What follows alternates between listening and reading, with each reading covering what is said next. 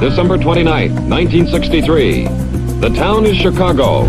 The two best football teams in the world meet in a deadline to glory.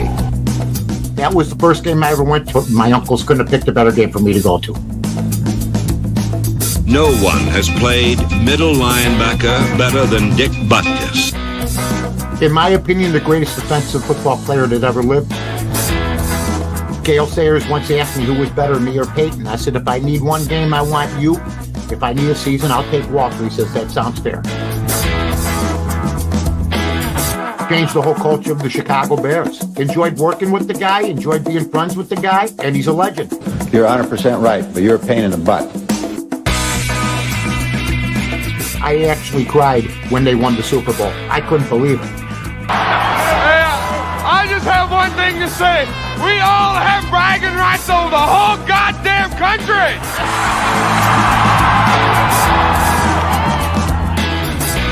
Lovie Smith was a heck of a coach. Now, he's not a Lovie Smith fan, but he made me a Lovie Smith fan. Matt Nagy sabotaged his career. Him and Trubisky had something good going. They made the playoffs twice in 4 years. He took his career, threw it in the dumpster, and now he's getting coffee for Andy Reid. I like the Bears for third place this year, but surprise us. 5 to 6 teams a year that make the playoffs are new teams that didn't make it the year before. Hopefully they'll be one of them.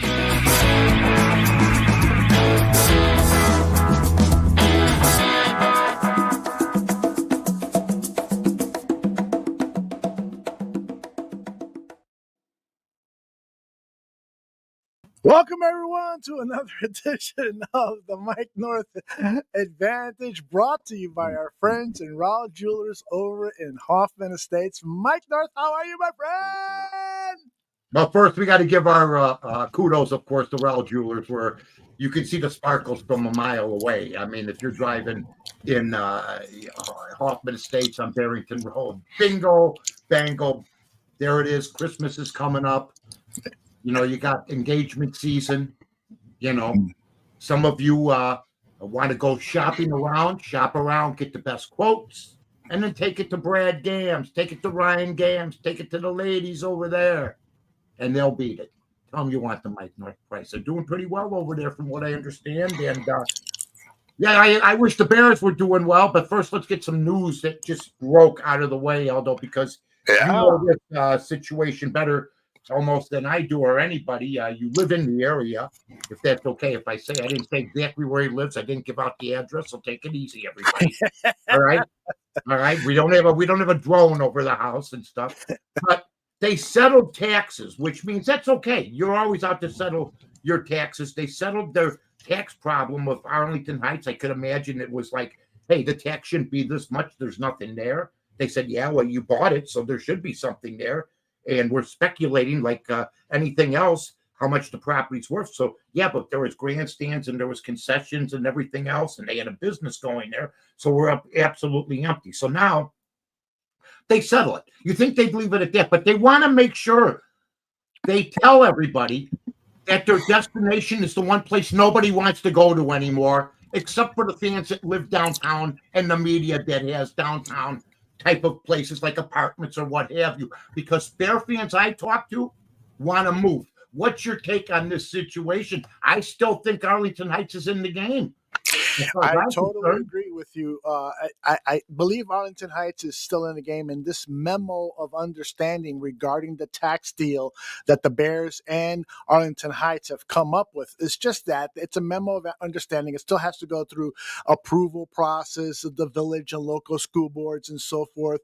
But this does make it a little bit more feasible that the pendulum could swing back in favor of Arlington Heights and away from the city of Chicago. Now, the Chicago Bears have said that they are remaining focused on investing over $2 billion to build a publicly owned enclosed stadium on Chicago's lakefront while evaluating the feasibility of a development in Bronzeville. So it seems like they are putting Arlington Heights third, although in the hearts of most Bears fans, it's first.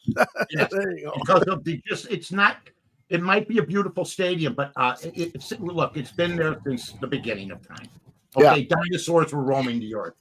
Sinatra was young, and the place was, I mean, my God. I mean, he's been gone for like 25, 30 years, for Christ's sake. You know, Presley was in the Army, and it wasn't even, you know, I mean, it's ridiculous. I mean, when you start looking back at all the events, it was a great, great stadium. Look, I'm a veteran.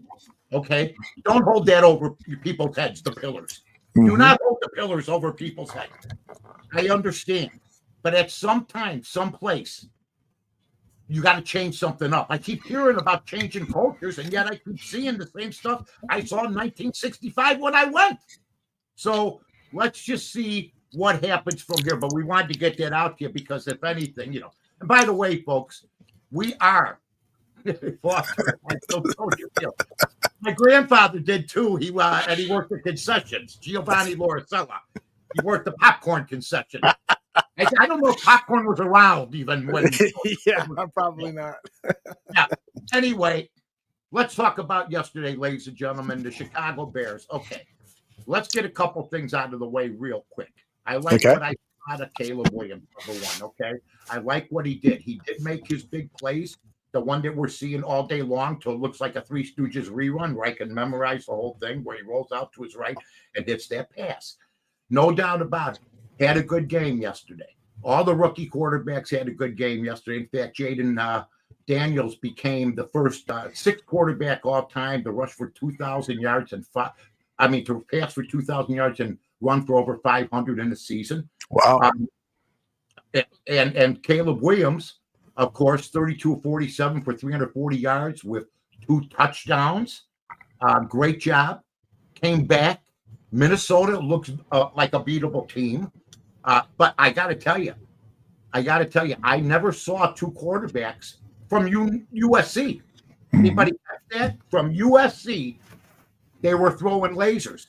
Somebody said today on Twitter, did you see the lasers Williams was throwing? I'm sorry, I saw Darnold throw lasers too. So it was a heck of a game, great game. Big strides were made. Okay, there's no doubt about that. Big strides were made by him. Now, you got to build on it, and you got to win. Look, I understand.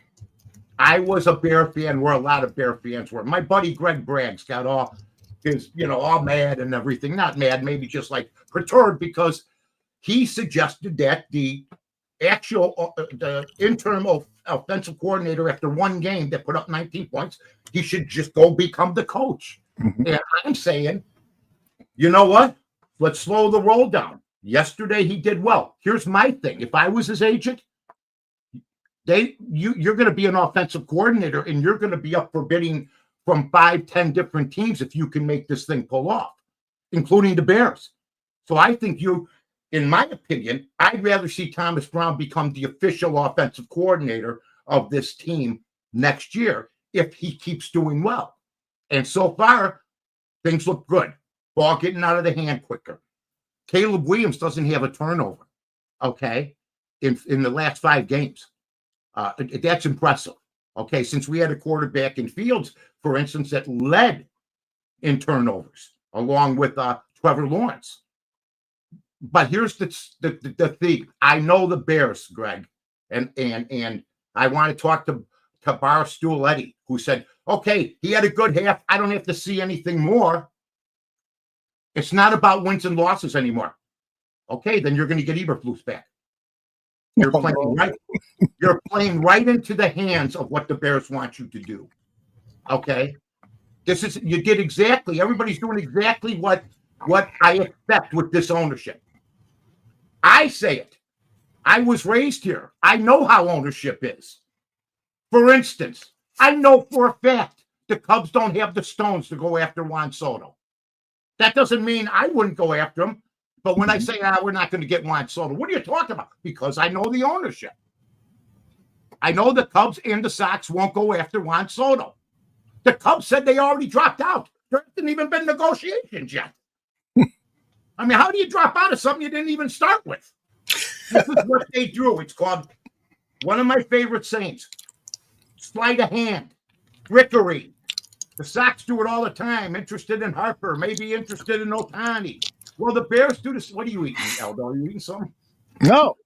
What? You're hearing something? Yeah. Sounds like some true, but it's off now. I want to make sure. I just wanted to make sure. Yeah, good. It's gone now. Perfect. Oh, now you just did something and it went off again. Your mic is not. No, let me unplug this mic and use a different one. Yeah, use a different mic. Yeah. It's better. Mic.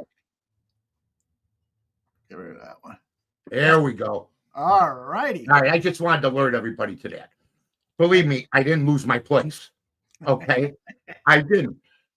Caleb Williams, here's what I want everybody to stop doing. He has that play yesterday.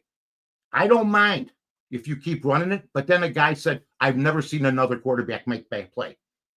I've seen Josh Allen make that play to the right. I've seen Randall Cunningham make that play. I've seen Patrick Mahomes make that play. Just say you've never seen a Bear quarterback make that play. That's all. Just say that, because there's plenty of quarterbacks that have done it. And I've seen interceptions on that play too. That pass was a great moment for him. That pass got it done, but we lost. So when you keep saying losses don't matter, wins and losses don't matter, you're basically telling the coaching staff, let's just keep developing. Now, here's the argument. I have to keep them. Are you ready for this? Sure. They kept Wannstedt for 2 straight years at 4-12. Eberflus, and the argument will be this. At the end of the season, I don't think they're going to fire him during the season. I think that the organization is going to take a lot of responsibility along with polls. And I think that they're going to say that the mistake was Waldron. They figured it out with Thomas Brown. And it doesn't help when people say, make him the head coach, because that only ties into the Chicago Bears thinking like, hey, he could be next in line, but we're going to give him 1 more year because he had a rookie quarterback. And we know what's happened in the past. We had Trubisky with John Fox for 1 year. We had, Justin Fields with Nagy for 1 year. Now, I've heard people say this is what a team gets for drafting a quarterback and then keeping the coach for only 1 year and letting them go. Once again, argument to Bears saying he was a rookie. We're one of the youngest teams in the league. The games, and here's what's the key. They got to win 1 or 2 of these next games for them to strengthen their hand. But if I wanted to strengthen their hand as their PR person or as the Bears, I'd say we should have won the Green Bay game and we should have won the Minnesota game. People were picking us to lose the Green Bay game 52-17, 40-16. There was nobody on our side. And we had both those games in our hand with this coaching staff, with these players that are some of the youngest in football, with a quarterback who I admit, and I would have the Bears admit this, we made a mistake by not playing him in the preseason. Or we should have sat him. We should have sat him the first year. But now that he's playing, this is the decision we decided to make. We went in with a quarterback that's never driven a car. And all of a sudden, we don't want to have constant continuity. Besides that, Eberflus is signed till 2026, which, once again, being raised with Chicago and only know 1 Bear ownership for the most part my whole life, because Hallis was family, it's going to be hard for them, I'm telling you, to cut a coach with 2 years left without cutting polls. And I'll tell you why. I'm proud of this. 3 weeks ago, I came on this show on ESPN 1000 also. It's all documented, folks. You could say, Mike said this. Well, go listen to the podcast. If you're going to fire Eberflus, you fire Poles. He's the guy that has no offensive line, even though they played better. No defensive line, give or take. He's the guy that got rid of Montgomery, got rid of Roquan Smith, decided to keep Fields. That didn't work out. Was the one guy that I'm hearing at Hallis Hall, because I have a few people down there that really fought for Eberflus to stay last year. This is a package deal. So you folks got to decide. Do you give Poles and Eberflus 1 more year because the quarterback was green? And you basically, they'll be walking the Green Mile next year. But I think there's a possibility that could happen. And I don't think, should it happen? Should they be allowed to come back? That's up to them.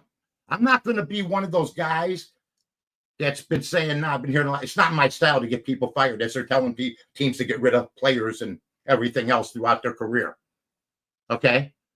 I heard what's his name from the NFL Network say that, Kyle Brandt. It's not my style. You're an analyst. It's not my style. I don't want anybody to be fired. I wish every Bear decision was right. Now, I also have been watching football since I was 8 years old. Okay. I have never seen, I still don't have an explanation for the 2-point play.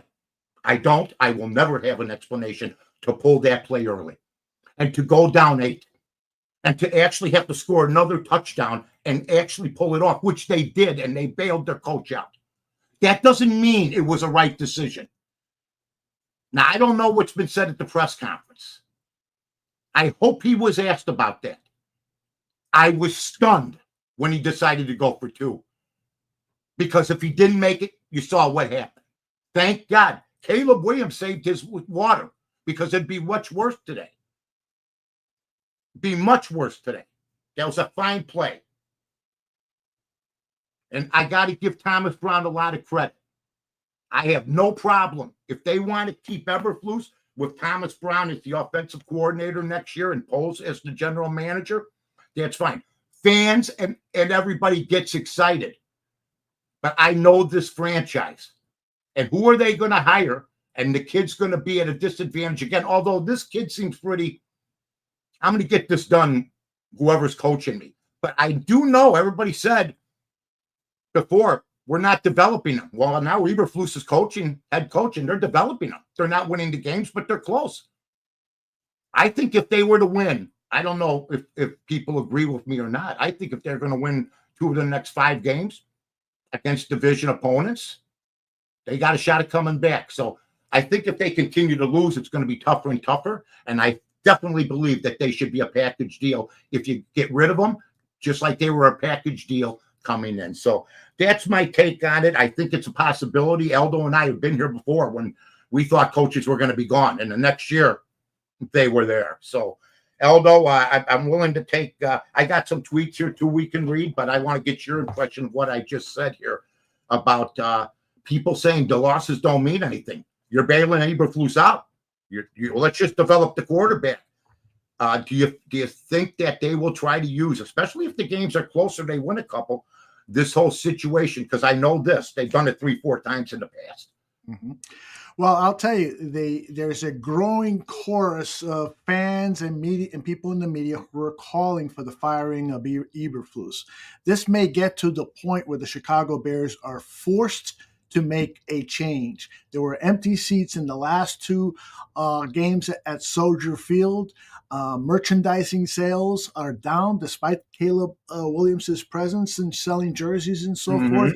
And so it always gets down to the economics. And if the economics are bad, Eberflus could be gone.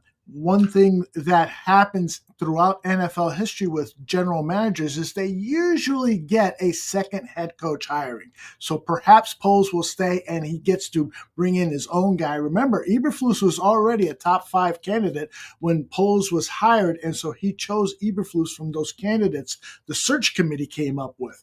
So famous search committee. Exactly. Yeah. So I don't know, Mike. I understand your point of view that they are a package group, and certainly Poles has called him a brother, and he wants to build a long-term relationship with him, and blah blah blah. So you might be right, but man, fans are upset. I did notice, Al. I did notice you just bought Flus being fired, but I'm going to tell you this: Flus isn't the one that said we'd own the North and never let it go.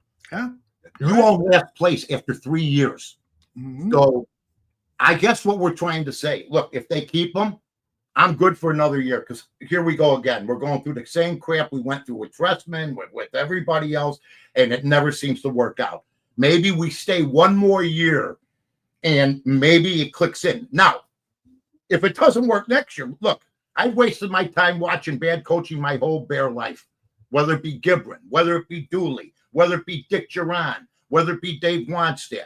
I mean, and the only people they The only person that got more heat, even more as Eberflus is getting, at the beginning was Ditka. That's right. It was Ditka. So, Poles, the lines are his fault. There's no doubt about it. Did Thomas Brown and Shane Waldron, they sat next to each other the whole preseason and season. They didn't play Caleb Williams at all. They were afraid. We're going to make some changes. We know what we got here. They start rolling the BS our way. The media latches onto them, you know? Mm-hmm. And I'm just telling you, I'm not saying this to anybody to disrespect them. I was praising you only because we only know one owner, and we know how they are. I know the Blackhawks are going to suck. Every team in Chicago sucks, and you just trace it back to the owner. But when your people like the general manager don't give the quarterback a line, when your people like the general manager get rid of Justin Field and then he wins 4 out of 6 with the Pittsburgh Steelers, I'm here to say if they either go together or they stay one more year, which I would have no problem with, because I don't think. And here's another thing to all the people that want Thomas: don't make him head coach, because he'll probably suck after 3 years and his whole career will be over. Let him build his way up, because all of a sudden, this is what I'm talking about. We got to get Thomas Brown. What happened to Ben Johnson? Because you don't think we can get him. Yeah. Because Bear fans don't think we can get him. So all of a sudden, I'm hearing Thomas Brown.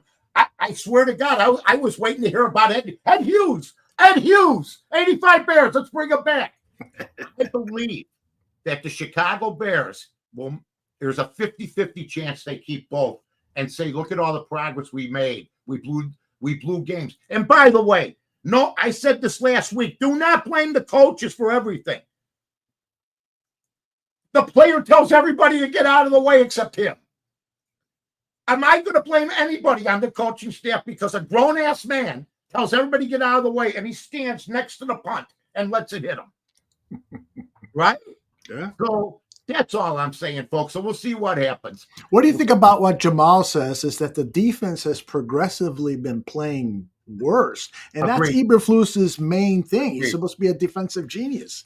Right. He's absolutely right. They're getting chunks. The line sucks. That's Poles, and that's Eberflus. And Eberflus, to me, playing zone defense against the Minnesota Vikings, okay, it was going to bite you in the ass sooner or later, but you don't have a lot of guys in cover. You could take Tyreek Steve. I'm not a fan of Stevenson. And yesterday, Jaden Johnson had a nightmarish type day. And we've had injuries in the backfield and everything else. But, you're going to have these games.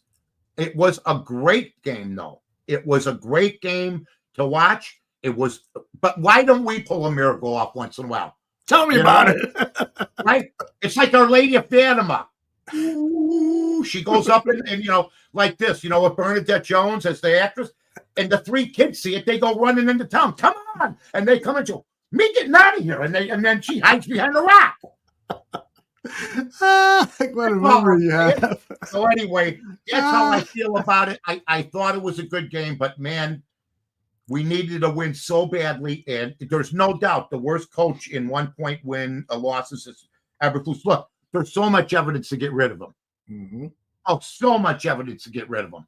Yeah. And I know Mike Tomlin was a nobody with not much experience when the Steelers hired him.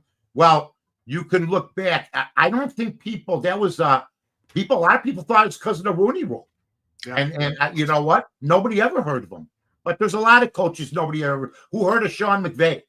Yeah. Let me just interject there. The one thing with Mike Tomlin is that there was a strong general manager who supplied a pipeline of really good players for an inexperienced coach like Tomlin to start winning right away. Because he took over for Cowher. They were in a good situation. And all I heard this year, this quarterback's got the greatest team that a first-year quarterback has ever had. And Matt is right. You trust the Pittsburgh organization over the Bears organization. So the stadium's up in flux. I talked to a buddy of mine. I say buddy like we're 25 years old. He's 77, and he says, I go, listen, we're going to live to be 100. And he goes, we still won't see a Super Bowl. So, oh, no. Please. And then I did the 9-head barber. You know, That's right. because I don't know if everybody's seen the record and the GMs and the coaches of the 3 teams in our division. Oh yeah. My God. I mean, Green Bay beat Sanford, so we'll go over it with the scores when the next segment comes up. But let me ask you that, since you I brought love it up. when you ask me things. I asked Greg this question a few weeks ago. Greg Gabriel, please. Everything good? I mean, yeah. And by the way, he wants to do a show with you. He says I want to do a show with Mike. I like to debate some of these things with him. He's in enough trouble by himself without having to. That's right. I got Brian Hanley. I haven't heard from him for years. He's tweeting stuff out. Really? Oh yeah. He says, when do they? I guess Coach said, when are they firing the coaches? He goes, so you're on. So Coach must have tweeted a lot of stuff about getting, the coaches staying, but you also vocalized it. Yeah. And you took a little, a quick shot at the coach yesterday, a little bit too, saying that's what you wanted 5 weeks ago. Is you wanted Eberflus gone. So it's been interesting. Everybody's out of their minds as usual. Yeah. I mean, but let me ask you this question. Of the 4 NFC North coaches, so you've got Matt LaFleur at Green Bay, you got Dan Campbell at Detroit, and you got O'Connell, we saw yesterday, at Minnesota. Where would you put Eberflus? Is he better than any of those coaches? Then we need to get rid of him. I'm with you 100%. Where would you put the general manager? Where would you put the line? Where would you put the defensive line? Where would you put the offensive line? The rookie quarterback with 3 veteran quarterbacks, Jordan Love, who heard he was going to be a bum for 4 years. He said, excuse me, I haven't played a game yet. And then you got Goff, who's up for MVP. And then you got Sam Darnold, who now looks like the second coming of Jim Plunkett.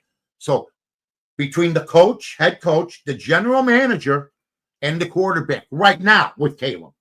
Look, I'll tell you right now, the New York Jets would trade Aaron Rodgers right now to the Bears for Caleb Williams, and we wouldn't take it.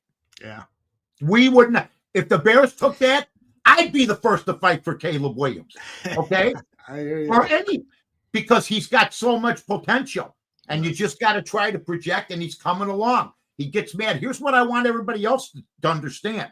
When you see that same play where he rolled and he throws that beautiful pass to Swift. Yeah. Now do the 3 overthrows in overtime. Now put the 3 overthrows and then do the sack. That has nothing to do with coaching. I'm not blaming Thomas Brown or Shane Waldron. How come Waldron would get this? I'm not blaming Brown. He went back in an overtime, sacked her for 5 seconds, and decided to take the sack without getting rid of the football. That's you. That's Caleb Williams. He's got to get better at that. Well, it's funny that you point that out because Keith just posted this question. He says, it's 3rd and long in overtime. The Vikings rush 3. Caleb throws the ball long enough to light up.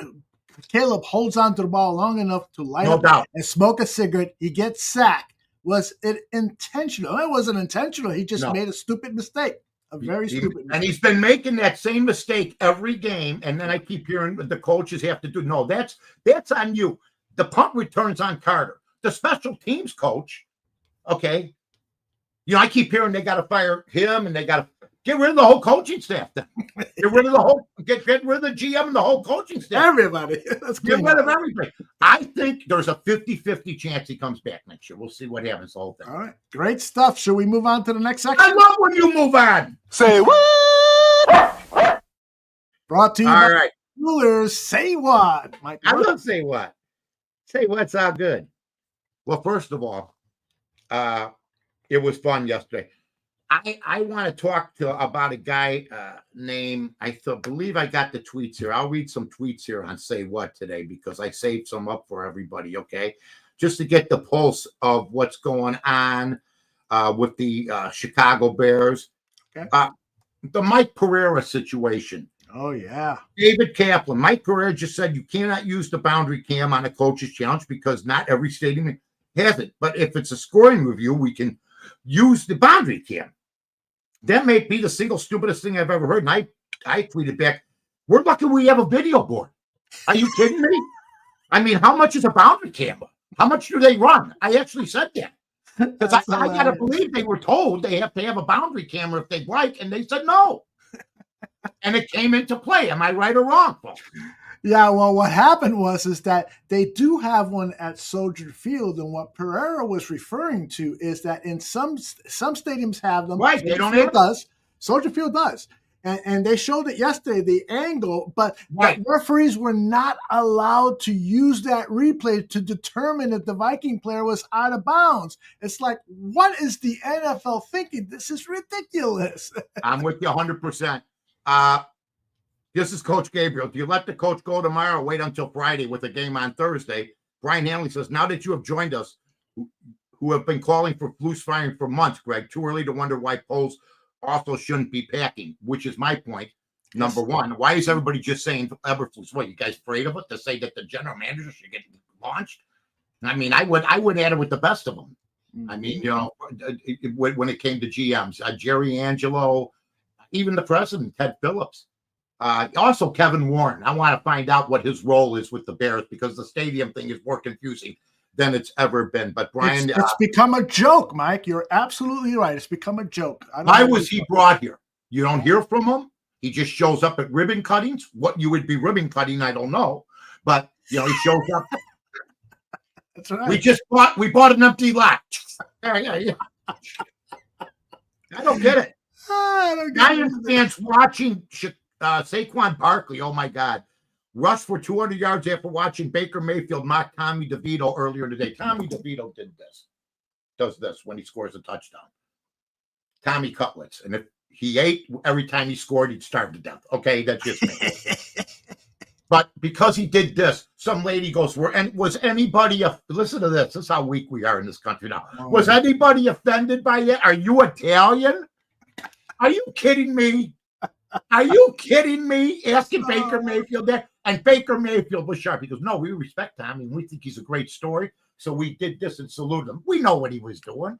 He was shoving it in his face. And that's fine. Baker Mayfield, nobody's taking a bigger beating than him. And by the way, he could play quarterback on any team I coach anytime. I saw him yesterday take on 3 blockers and get thrown into the end zone about 5 feet in the air. Guys, that.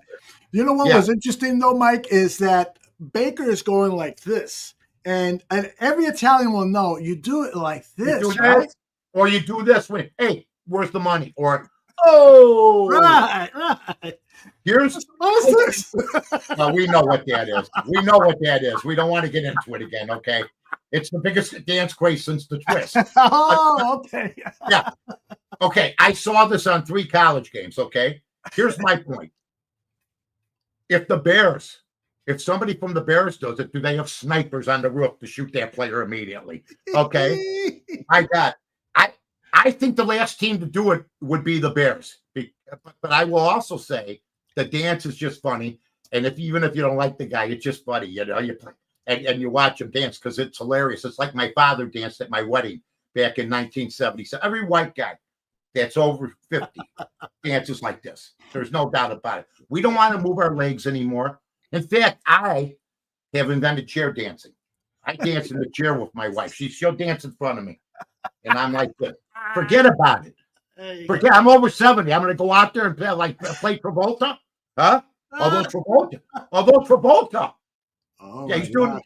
He's getting older too now. I mean, you know. He is, but he can still move at least. He can still move. It looks like it on those commercials. I don't know if it's special effects or whatever. Yeah. Well, yeah, where he plays Santa Claus. From right. David Hall, resourceful, resilient touchdown drive by the Bears, but I don't understand going for 2. Has anybody asked?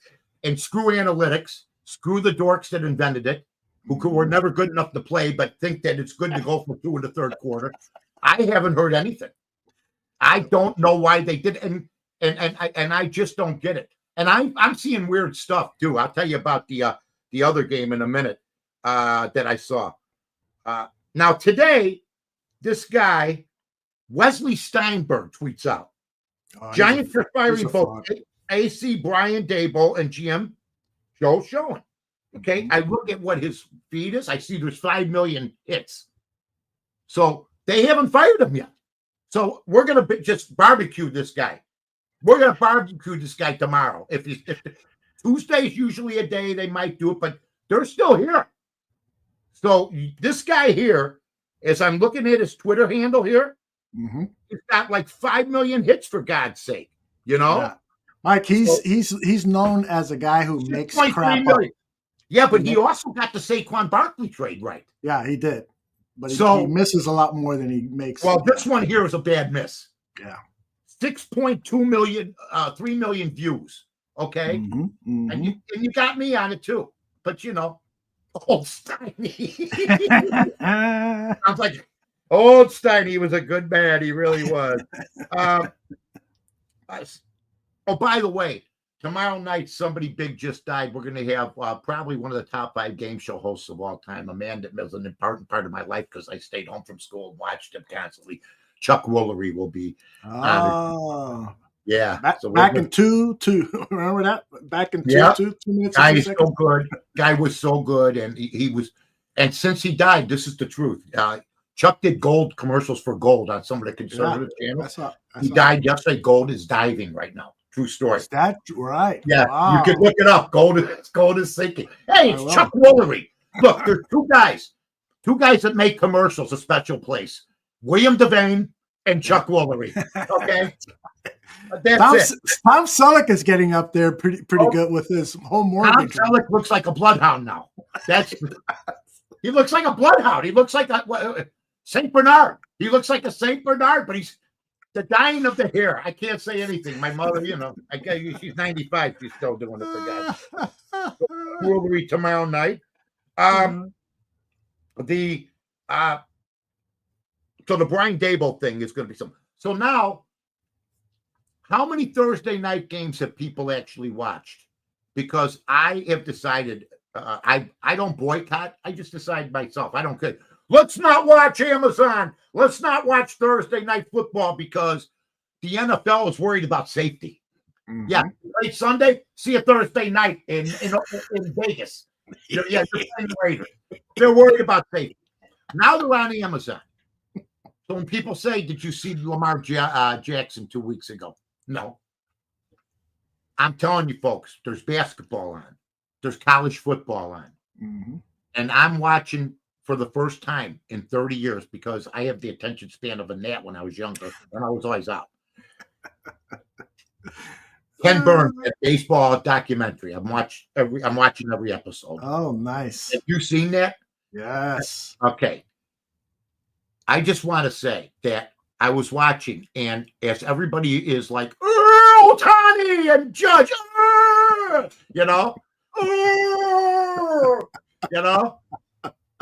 all over the place. I'm watching this. Babe Ruth, Satchel Paige. These guys were they're characters. Our superstars are boring now. Our superstars are apt. One can't speak English, okay, but forget it. And Judge, I haven't heard. I think I heard him say hi once. Okay, but in 1941, you think that Ohtani and Judge are good? This is called Kids Corner. I had it on my show back on the Score back in the day. And it was only for kids. I tell everybody, all the adults bring the kids to.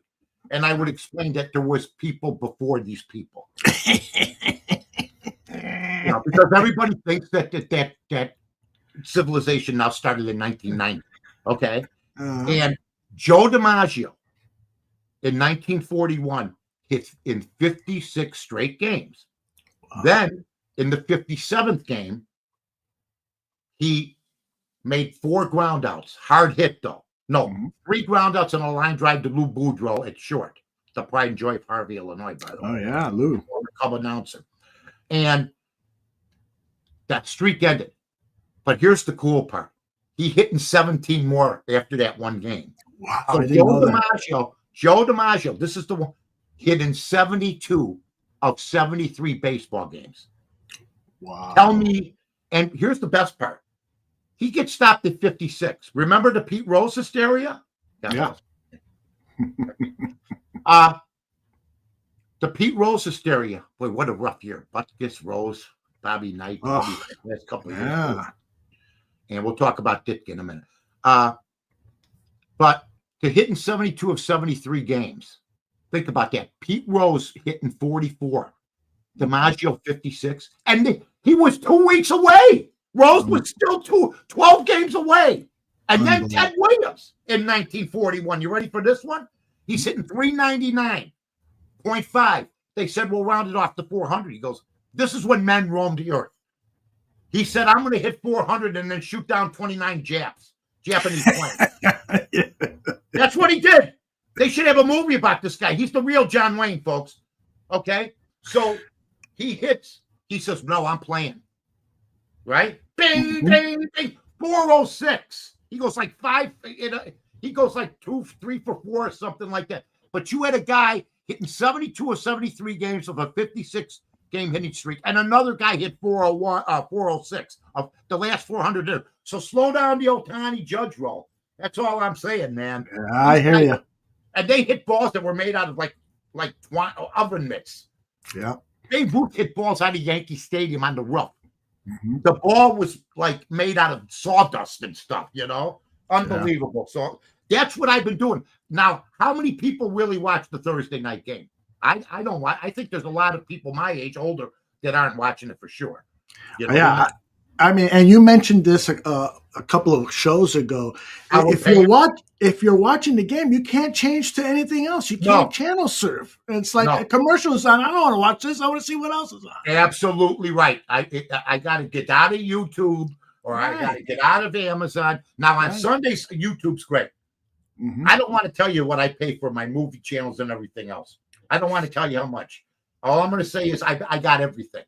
And we've had big expenses for a long time, but I'm trying to figure out how they charge people while they're playing commercials. I still haven't gotten that down. Yeah, that's a good one, Mike. Absolutely. I have not gotten that down yet. We have to get on them. All right, so we are done with this segment. If anybody's got any questions or anything, you put them up. Otherwise, it's time to go on to our next segment, ladies and gentlemen. All right, I don't have anything. Good. We can move on to what we call anything goes.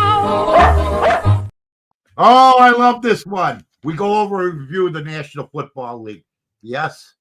By the way, a couple quick things. This is the show the pros listen to. Yeah, I don't know if they do, but I heard it on a couple things. I hear it all the time, so I just thought I'd throw it in there. Yeah, why not? Yeah. You ever hear that? There's a show on at 5 a.m. This is the show that the pros listen to. No, they're at the club. They're still at the club. Are you out of your mind? By the way, today there were Bears before this group, believe me, and they were winners. I tweeted out Rick Caceres the other day. I like to salute Rick. I went to see him. He's gone now, been gone for quite a few years. Was Mike Ditka's teammate and played for the '63 Bears. He was the leading rusher in the first team All-Pro in 1956, fullback. Okay. And he was a 3-time Pro Bowler. He was a Golden Gloves boxer. And I saw his picture the other day when they wore the all-white uniforms. They were with the white C. Bring back the white C. If we're going to lose every game, let's go in style. Bring back the white C helmet. Love it. Those were great. I'd like to see the Bears do a game where they wear the all-white with the white C helmet. But Rick Caceres gained almost 6,000 yards with the Bears. Mike Ditka once said he was the toughest man on the team. Nobody would mess with him. I go, how about Doug Atkins? No, and I wouldn't mess with him either. And either would Obradovich. And either would Doug. So that's how tough this guy was. So Rick Caceres, a little shout out. Anything goes. Vikings 30, Bears 27. We discussed that one. Mm-hmm. By the way, last week we won both sides. We had the Houston Texans and the over were 11-7. So we have our segment coming up. Yeah, I got Monday nailed. I went 1-1 on the odds couple, 1-1. The New York Giants killed me. Brian Daboll, you should be fired. He went for it on his own 30 on 4th and 1, only down 7-0 in the first quarter. They didn't make it, and the game got blown over. I would have fired him after the game. Absolutely. Of course, I had money on him. That's why I would have fired on him. Okay. Browns 24, Steelers 19. Good football game Thursday night. I read the box score. I asked Carmen DeFalco, can you tell if I watched the game or not? I've been reading box scores since I was 7. Okay. You could have swore I watched the whole game. And Pittsburgh outplayed Cleveland. That was a weird game in the snow. Jameis Winston, you don't do a snow angel face down. That's all I'm going to tell you. I love it. Gotta love the kid. He grew up in the South, probably. Never saw snow. He loved it. I love the kid's attitude. He's infectious. Lions 24, Colts 6.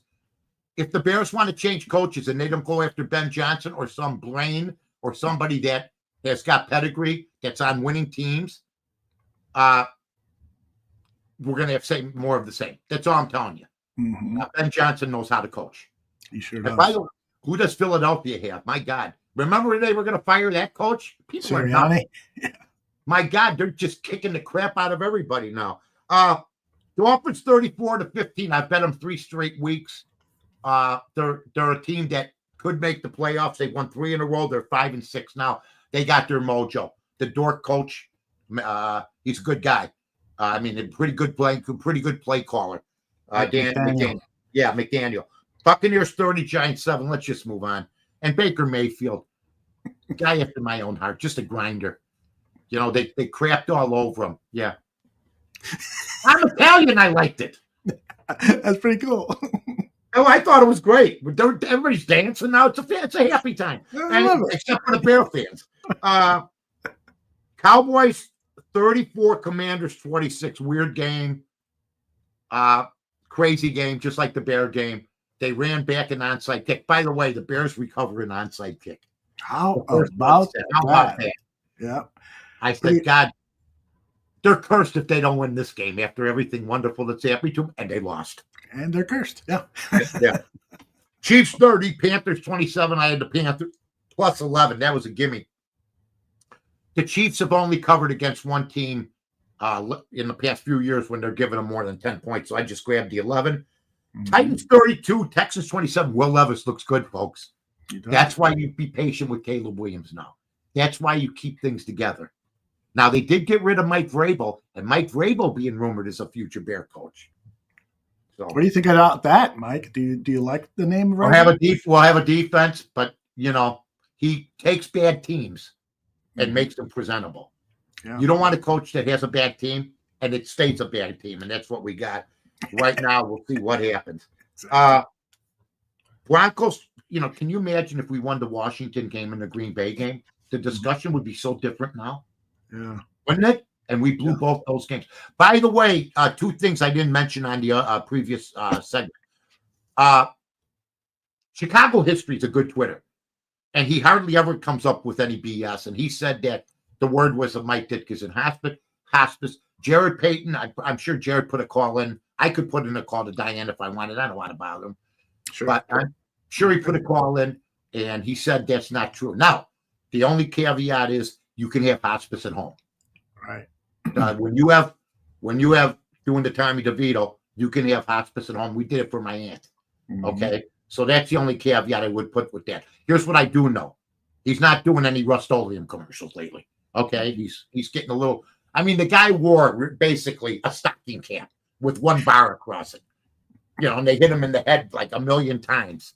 Yeah. Then he'd go to the cottage and drink 30 beers. You know what I mean? And smoke 10 cigars. Yeah. Joe Mandel says, boy, that will be a heck of a show if the coach ain't going to die. The coach will eat some potassium. He'll eat some. I'll never forget the coach said, Coach, how do you stay healthy? It was a phone caller. I eat a lot of potassium. As he had a glass of wine in his hand. All right. I'm going to tell you the story when I went to dinner with Ditka and his lawyer. After a Ditka show, we went out to dinner. And I don't think Diana would mind me saying this. This was like 25 years ago. We're at Ditka's in O'Hare, and afterwards we go to eat. Me, Mike Ditka, Bibi, Diana Ditka. His lawyer's name was McDermott, his wife. There's like 8 people. Diana and the coach start arguing about something. You're full of shit. They're sitting next to each other. Right? They're just openly arguing. He goes, all right, I'll be back. I'm going to go use the washroom, damn. And he throws the thing down. He leaves, goes to the bathroom. 20 minutes pass. 30 minutes pass. The coach left Diana there and went home, gang. Oh, my goodness. Look for the coach. He's at Bannockburn right now watching television. True story. Yeah, I believe it. Absolutely. Yeah. So his lawyer drove her home. Diana. Everybody says Bibi's a saint. Holy Christ. Oh, and everybody definitely says Donna's a saint. Okay. Yeah, well, that's for sure. Yeah. Broncos 20. That was a night. Worst coach. Broncos 29, Raiders 19. Mhm. Bo Nix, folks. Yeah, Another looking good, quarterback. huh? Everybody's looking good now. It's been a good quarterback year. Packers 38, 49ers 10. I don't see the 49ers winning it this year. Purdy is going to have to be re-signed. They got some players. I mean, Deebo Samuel was returning punches. So it's not like they're missing everybody. Mhm. But Purdy's so important to that team. And the line went from +2 to +6.5. I think their window might be closing. Shanahan, they're already talking. Look, if Shanahan's available, if Shanny, as Carmen DeFalco calls him, is available, I'm just saying, what would you do, Aldo, between the two? Because they both come up empty, but one gets in the playoffs and one has. He's got a talented team, but injuries, you can't win with injuries, folks. Exactly. You lose Christian McCaffrey for 6-7 games. I'm sorry. Right. He's one of the best football players in the game. Why are you calling for the coach's head? It's not his fault. And they lost Brandon Ayuk, and they lost a member of the They lost Daniel for a while. Yeah, exactly. They've had some defensive injuries. They won't get rid of him. Some guy named Allen was quarterbacking yesterday. Who is this Allen guy? Yeah. Where's Purdy? The second string quarterbacks in the NFL are the worst they've ever been. They are the worst, give or take a few. By the way, you might have the best one. Yeah. Well, I'd love to see him play a quarter. Why won't you put him in? You know, I have that older guy was talking about, so why didn't they let Caleb Williams watch for a year? Brady said, you don't give the keys to, and they make the same mistake. I go, I have no answer for you. We have the Seahawks 16, Cardinals 6. Kyler Murray's up and down. Drives you nuts. Tua from Miami is the same type of player, but he's pretty consistent. Then you have the Eagles, who are probably going to go to the Super Bowl. Yeah. Then we're Detroit from the NFC. And, I think Buffalo's going from the AFC. I don't think Baltimore's going to make it. Everybody saw Baltimore, what they did Thursday night. They just gag. You know what I mean? They gag. But what about KC? Do you think KC can overcome the Buffalo Bills? No, they can't. But look, Patrick Mahomes, he's Jordan. If you want to find out what it was like to have a player, because we're from Losersville, Chicago. You want to find out what it's like to have a player where the guy runs out on the court and you already know you're going to win. That was Michael Jordan. We will never experience that again. Yeah. I used to tell my folks, my buddies, watch this. It will never happen again. Patrick Mahomes is like that. You don't think you're going to lose. You don't. And I think he hit like 12 different receivers yesterday. Mm-hmm. I mean, so you can't defend the guy. You don't know who to double team. He's just so good. Kansas City. But I'm going to go with Buffalo. Buffalo sent a message with their win over that. So we'll see what happens there. Got a couple of thoughts here, if you don't mind. I love to watch people. Matthew Fochisi says, Mike, if there are football gods, wouldn't Hallis be one of them? What did the McCaskies do to piss him off? Was the Muggsy Hallis death fishy? Just trying to figure out how in the hell did everything go wrong. I saw a tweet where they say that the whole death thing, they took their time when he had the heart attack, calling the ambulance. They let him lay there. Nobody paid attention to him. They sat him. They tried to revive him. And in the meantime, there's not. And that it took a long time. I remember when it happened. I didn't know the impact it would have. It's a shame about Coach Hallis' son. Little did I know, he was around during the Bear 85, 86. He was around. And if he doesn't die, I think history's completely different. Just like if Elvis doesn't die at 42.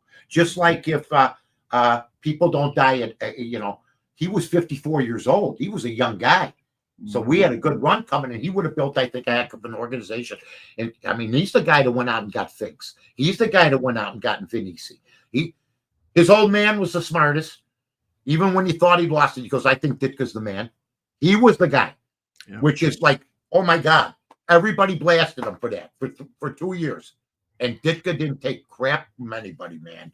What do you think about what Laz is asking? He says, we could do a lot worse than Bill Belichick next season. What do you think about the former Patriots head coach being the head coach, general manager in Chicago? I'd love it. But he made some bad mistakes the last couple of years. Tom Brady left, and I think everybody found out that Tom Brady was more important to the Patriots than Bill Belichick was. Nothing against Coach. I respect Coach Belichick, but I remember him with Cleveland, and I remember him with the Jets, and it wasn't going to happen. The Jets lasted a day. So he's got some very few skeletons in his NFL closet. He's got 1 million trophies. So, of course, I'd want him. No! We want Thomas Brown! Would you let the guy become a top-notch offensive coordinator so he can make millions down the... Do not be mean to him and give him the Bear job. Oh, my God. I love it. Yeah. Are we ready to make some money? Yeah, you got the ads ready, kid? Yeah, I got it. All right, we are going to talk about Monday Night Football. You know, Rodgers isn't having a tough enough year. But last week they showed him on Twitter. Pull a booger out and eat it. Right on. Oh, Aaron Rodgers? Yeah. Oh, he must have thought it was ayahuasca. Technique. He doesn't know the technique. You got to go like this first. Come on. That's right. Go like this. Show me a kid that says it. Show me a boy that's under 10 that says he's never eaten a booger. He's a goddamn liar. That's right. You got to taste it once at least. What? At least once. No, you're 5. What's this? I'll try it. Please. All right. I love it. All right, Mike, it's the Ravens and the Chargers tonight. And Baltimore is giving away 2.5 points. The over-under is 51. And the money line is Baltimore minus 151 and L.A. Chargers plus 150. Chargers over. Chargers over. 2.5 and the over 51. Who coaches? Oh, you mean the guy that if he coached the Bears would right now probably have the team in position? You know what? I don't even know if Harbaugh could help this team right now with the lines they have. Coaches are smart. If you ask, I think the first thing coaches do when you ask them, would you like to coach your team? Of course, they look at the hierarchy, but I think they look at both lines. Oh, yeah. I think they both, and they go, oh my God, yeah. Because that's where we need the help. That was I didn't even want that team Hicks back, and he only played 5 times a year for Christ's sake. Yeah, I hear you. What happened to him? Go on. I don't know. I haven't heard from him in a while. I said, oh my God, Heidi every Sunday. And yeah, Karen, I love it. Oh, Akeem. And then all of a sudden, I just disappear from the NFL and you forget all about him, man. Indeed. But that was one of the things that Thomas Brown said last week that impressed me. He says, what my 2 biggest responsibilities are the quarterback and the offensive line and trying to make their jobs easy. And then he said, I want to design plays that makes the quarterback unsackable. And that's really cool stuff. If they said, look, I'm not going to say if they made him head coach, I'd say, okay, because I had people tell me I'd never make it in radio. Everybody's had doubters. And you know what? I had a hard climb to go through to all the critics. That didn't last long, but you know what? It got done. So I understand. He thinks he can do it. Fine. Keith, Ravens in the ramp tonight. Let me call my bookie back and put more on. And by the way, Scottish Bear wants to know where the heck is the bookie priest? Wait a minute. I'm not doing it every week. That guy, he wants 5,000 an appearance. Okay. We did it a couple weeks ago, but I'll get him back. He's not happy. But he's keeping low profile. Had problems with a widow at a pancake breakfast. Yeah. So right now he's got to lay low according to what the archdiocese is saying. Indeed. He's at Our Lady of I Wish I Was Grateful Parish, so it's over on the northwest side now. Mike, another great show. Today, boy. There's nothing we can do. Aldo, there's nothing we can just bitch and moan. There's nothing we can do. Nope. Just bend over and take it. Oh, my God. My God. You know what? Going to the Bears is like a football form of cruising. Goodbye, everybody.